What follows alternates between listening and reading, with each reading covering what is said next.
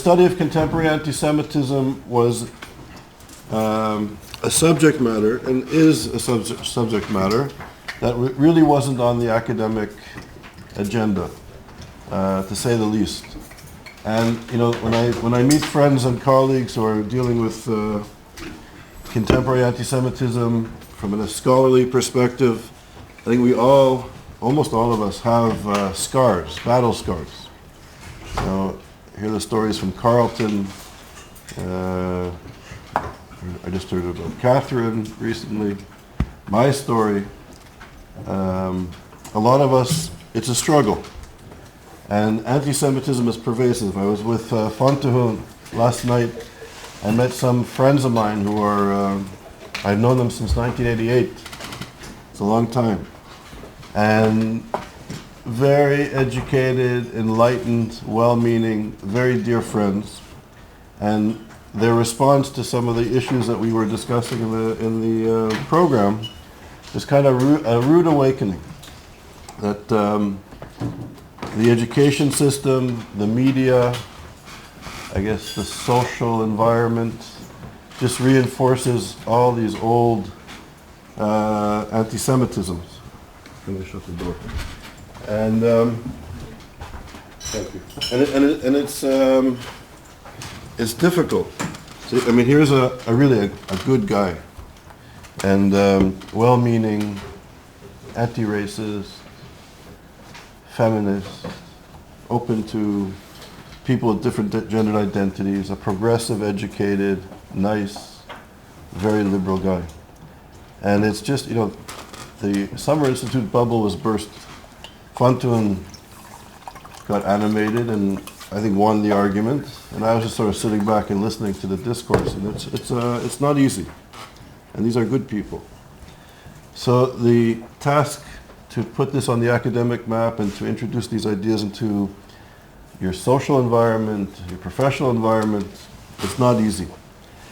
But the good news, and I'm not telling you anything new, but the good news is, I think when we were at Cambridge, and certainly here, even though we come from different perspectives, we had some animated arguments, debates, discussions, I think what's really cool is that I can sort of sit back and see that we're speaking the same language. There's a context that has been laid. There's a foundation that's been laid. And I think everybody in this room can build on that foundation. And also, really importantly, there's a network. ISGAP has an amazing network of people. There's other organizations emerging and developing, like the Academic Exchange Network with Miriam Ellman's group, in the academic world. And we know that the Jewish community is sort of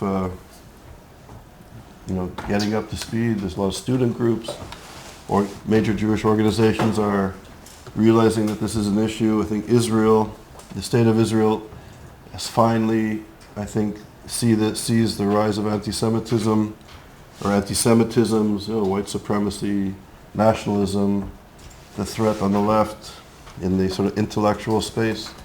I think they're finally seeing this as a strategic threat, and are putting more attention and resources into communities that are becoming increasingly under attack.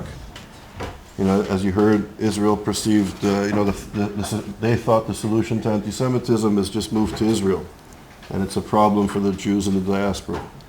But we live in a globalized world, and it's not easy to be isolated. So I think things are moving, and even the fact that we have a postdoctoral program, Lev and Chloe are in ISGAP-Woolf fellows. And the fact that at Cambridge, the response has been very positive to us. That's something new. It's not easy to get this, but it's people are warm there to our work. So I think things are moving. And as the media and as the community and people realize that anti-Semitism and I guess around the world is becoming a serious threat, and it's in the media, people are beginning to, I think, be a bit more aware. But the task is significant. I think even last night on a friendly sort of social level, we realized that there's a lot of baggage to get through. But I really believe, and I know we're living in an age of this sort of information and social media, and I know it's very important, and this is how, people communicate. But I really believe that ideas matter, not just 30-second clips or text messages in 46 characters. I know that's also extraordinarily important. But I believe, and I won't go into a whole lecture for 3 hours proving this point, but ideas in the academy, just look at what William was saying yesterday, how the Frankfurt School was sort of hijacked and flipped over by Said and other scholars and intellectuals, Foucault and Said, and how that flip, 40 years ago, roughly 45 years ago, has really permeated society. Said and Foucault's ideas permeate society. People with no reflection, unconsciously, have been educated to see the world in this framework.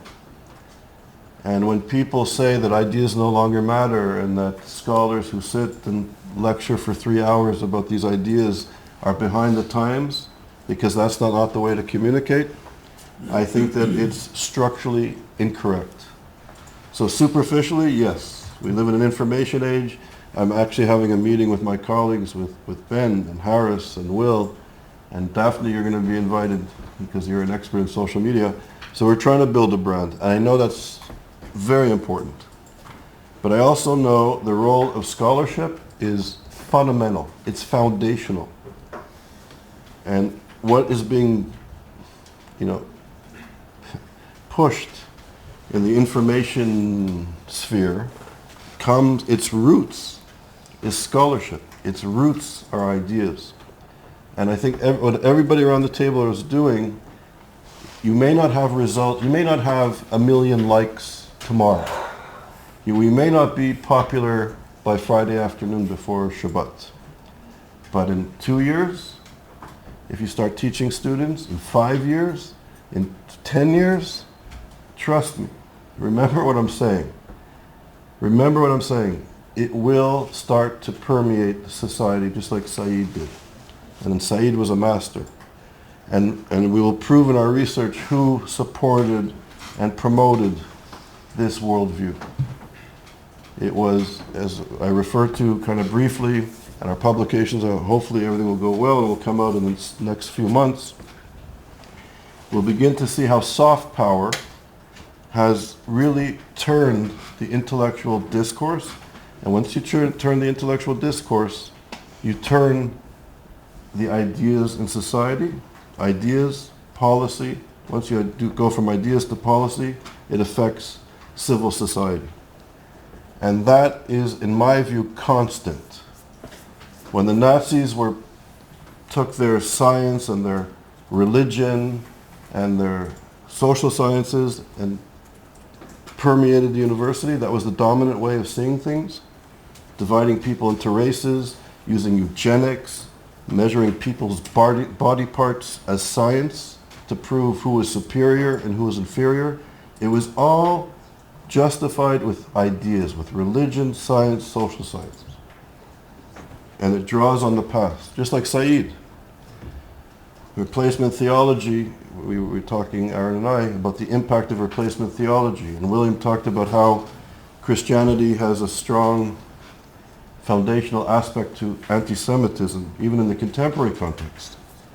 And I think we have to be mindful. So when Edward Said comes and he says that he's the last remaining Jew, that he replaced the Jew, it's insanity. He has nothing to do with Judaism. In fact, he's an enemy of the Jewish people and of Judaism. But when he says this message, right, it permeates society because it's foundational to Western Christian society. He's tapping into I guess you call it today a meme. Is that a meme? Meme. Yeah. That was close. Sure. But in Montreal we say meme. Is that true? No, it's not true. We do say mem in Hebrew though, so. Oh, you say mem in Hebrew? Okay, so that's right. It's a meme. So it's fine. All right, thank you. I probably start learning about it when I was in Israel. Yeah. Okay, so I'm not completely It's a wrong. believable story, yeah. But that message, that idea, gains traction deeply because it's going back to foundational ideas. Ideas matter. And I submit to you that our struggle, and it's a struggle, with high caliber, serious scholarship, is not easy. Because the thing about anti-Semitism is, when the world, as I said in my first lecture, when the dominant perspective of the world were Christian, European Christian ideas of the Jew, it was not easy for the Jews or friends of the Jews to fight that dominant worldview. And when the world shifted to ideas of race and nation and ethnicity, and Jews were constructed as non-white threats to the purity, another idea, right? Another idea. It's an idea, backed up with pseudo-scholarship, right? But the Jewish people were a threat not just to Christianity, but a threat to the purity of the white Aryan nation, right? A horrific idea, but a powerful idea. And that idea was so powerful, it removed, not only did it remove the Jews from their place of work, where they lived, and put them in ghettos, and then, the rational ideas, right, led to the final solution. You had to eliminate them to protect the purity of the white, Aryan, Christian, European civilization. Difficult for Jews to fight that. It was pervasive. Just think of how those ideas justified over 12 and a half years of exterminating people. And nobody was able to stand in front of those sick ideas and stop it. That's the power of ideas. And today, perceiving the Jews as this or that, and Israel as an apartheid state. Anybody who's been to South Africa knows what apartheid was. But those ideas are powerful. And you'll see, I just found out in September at the General Assembly, the Foreign Minister of South Africa, apparently, we will see, a cornerstone to her speech at the UN will be singling out Israel as an apartheid state. And that will resonate with our colleagues. That is going to resonate in the media. And how do you fight these ideas? And I really believe you have to fight them with ideas. And it's not going to happen in a tweet. And it's not going to happen in whatever other platform we have. As important and relevant it is, and I know ISGAP has to be branded and put out our message more effectively. But the foundation is ideas, and it's not going to change overnight. But when you go to your classes and you can teach 10 students or 50 students the truth about this deep hatred, it will have an impact. And right now we have about 500 graduates of our summer institute, and they've been teaching probably, we don't know how many, but tens of thousands of students over the years. And now, we had 70 scholars in Cambridge, and we have, this group here, and we're speaking the same language. We're grappling with ideas of what is anti-Semitism and what is it not, and what is it in the United States compared to England or compared to South Africa. How does it affect the academy? What's the anti-Semitism in the realm of the academy? What's the anti-Semitism in, Arkansas, right? What is the anti-Semitism, the impact of the anti-Semitism when Trump speaks about being third world and all the other rhetoric?